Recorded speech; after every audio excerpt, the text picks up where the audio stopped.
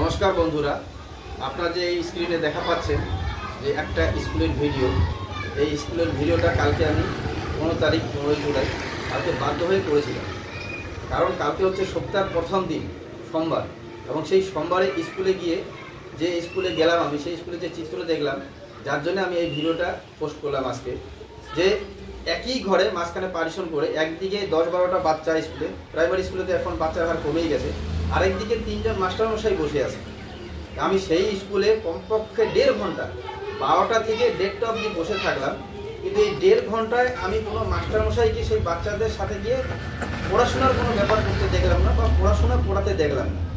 কিন্তু একটা জিনিস আমি নোট করলাম যে মাস্টারমশাই বারবার মিড ডে মিল যেখানে রান্না হচ্ছে ওখানে কিন্তু আসতেছে, সেটা একটার পরে বেশি করে, যে বাচ্চাদের মিড ডে মিল খাওয়াতে হবে, তার মাপজোক দেখে আমি এতটা বুঝে গেলাম।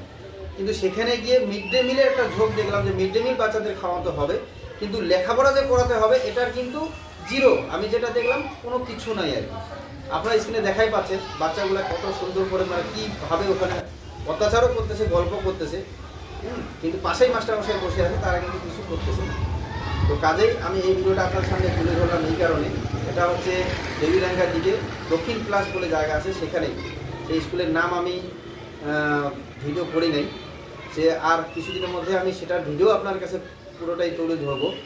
কারণ আমরা যারা স্কুলের আশেপাশে আছি আমাদেরকে একটু সজাগ এবং সচেতন থাকতে হবে। কারণ সেখানে তো আমাদের বাচ্চাগুলোই পড়তেছে, আমার বাচ্চা না পড়ুক, আপনার বাচ্চা পড়তেছে, বা গ্রামের বাচ্চাগুলোই পড়তেছে। তো সেখানে যদি পঠন পাঠন ঠিক করে না হয়, সেখানে আমরা একটু নজর দিব, নজর দিয়ে দেখব। যদি আমরা একটু সজাগ এবং সচেতন হই এবং এগুলোকে গাইড করতে ধরি, তো মাস্টারমশাইরাও বাধ্য হবে সেখানে টাইমলি আসতে এবং টাইমলি বাচ্চাদের একটু পড়াশোনা করাতে। তো যাই হোক বন্ধুগণ, আমি আর বেশি কিছু বলতে চাই না, শুধু আমার মধ্যে থেকে একটাই বলবো যে আমাদেরকে সচেতন এবং সজাগ হতে হবে। জয় হিন্দ, জয় বাংলা।